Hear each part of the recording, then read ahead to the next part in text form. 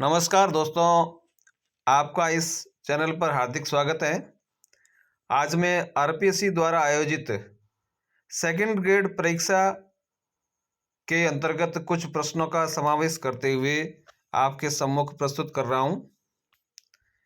आशा है आप इस जानकारी से लाभान्वित होंगे। तो हम आते हैं पहले प्रश्न की ओर। पहला प्रश्न है, किस निबंधकार के निबंधों को हिंदी निबंधों का आदर्श कहा जाता है? इसका सही उत्तर है आचार्य रामचंद्र शुक्ल। ऑप्शन चारों जो दे रखे हैं उसमें कई बार भ्रम की स्थिति उत्पन्न हो जाती है, तो हमें आचार्य रामचंद्र शुक्ल के ग्रंथ को अच्छी तरह से पढ़ लेना चाहिए, जिससे जो कॉन्सेप्ट है शुक्ल जी का वो हमें क्लियर हो जाए। और शुक्ल जी के ग्रंथ से अक्सर प्रश्न पूछे जाते हैं, तो हमें हिंदी साहित्य के विद्यार्थी होने के नाते उसका अध्ययन जरूर करना चाहिए। दूसरा प्रश्न है, हिंदी प्रदीप के संपादक इनमें से कौन से निबंधकार थे? तो पत्र का नाम है हिंदी प्रदीप। ऑप्शन आपके सम्मुख हैं, प्रताप नारायण मिश्र, बद्री नारायण चौधरी, बालकृष्ण भट्ट और भारतेंदु हरिश्चंद्र। सही उत्तर इसका बालकृष्ण भट्ट है। तीसरा प्रश्न है, नई कविता के प्रतिमान के रचनाकार कौन है? इस रचना के रचनाकार लक्ष्मीकांत वर्मा है। सही उत्तर ब। चौथा प्रश्न है, जीप पर सवार इल्लियां किसकी व्यंग्य रचना है? तो इसका सही उत्तर है स शरद जोशी, ये इस के रचनाकार हैं। पांचवा प्रश्न है, सरदार पूर्ण सिंह ने कुल कितने निबंध लिखे हैं? इसका सही उत्तर है स 6 निबंध लिखे हैं। छठा प्रश्न है, हिंदी निबंध का जनक किसे माना जाता है? इसका भी सही उत्तर स है, भारतेंदु हरिश्चंद्र। सातवां प्रश्न है, तुलसी को सर्वश्रेष्ठ कवि मानने वाले आलोचक कौन है? इसका सही उत्तर आचार्य रामचंद्र शुक्ल है। इन्होंने अपने ग्रंथ में स्पष्ट रूप से लिखा है। अगला प्रश्न है आठवां, बच्चे किस से वंचित है? यह एक पुस्तक का प्रश्न है। खेल से, शिक्षा से, जीवन की उमंग से या फिर सभी से? तो ये इसका जो सही उत्तर है इन सभी से। अगला प्रश्न है, बच्चे काम पर जा रहे हैं कविता में सड़क किस से ढकी हुई है? तो इसके जो ऑप्शन है चारों दे रखे हैं, सही उत्तर इसका है ब, सड़क कोहरे से ढकी हुई है। 10वां प्रश्न है, बच्चे काम पर जा रहे हैं हमारे समय की सबसे भयानक पंक्ति क्यों है?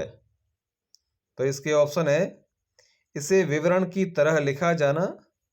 यह जो अ ऑप्शन है यह इसका सही उत्तर है। तो इससे मिलते जुलते ऑप्शन नीचे दे रखे हैं, इसे सवाल की तरह लिखा जाना, इसे भयानक की तरह लिखा जाना, इसे हस्ब मामूल लिखा जाना।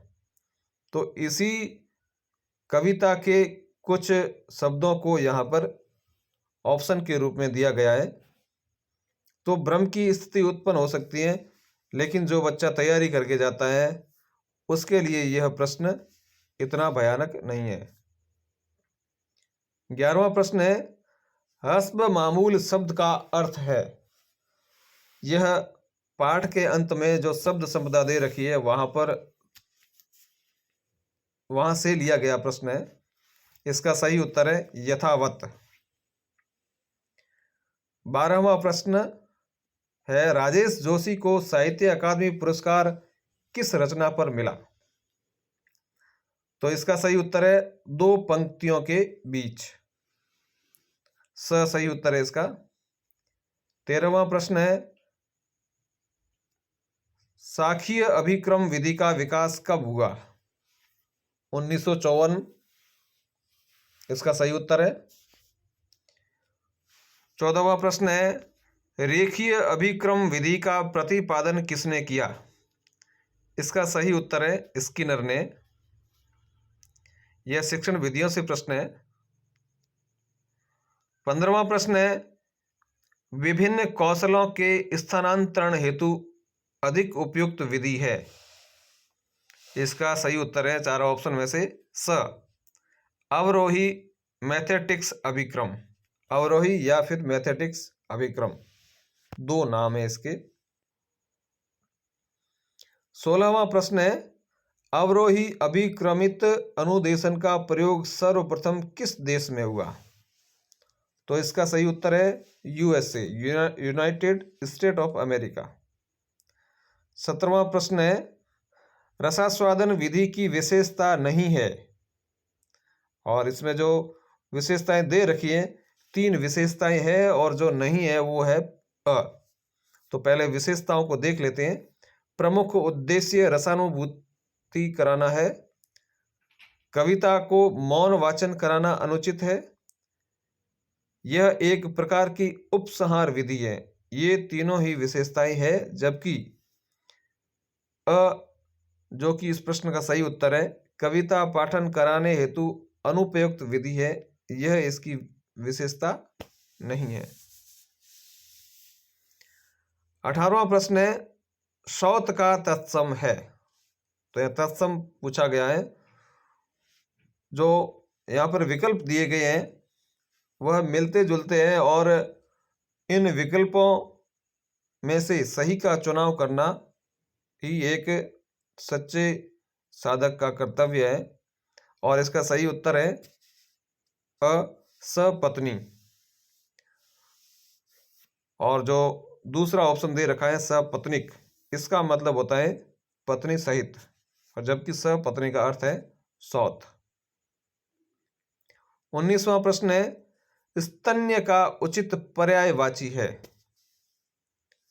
तो इसका सही उत्तर है दूध। 20वां सवाल है, अनुलोम का विलोम शब्द है।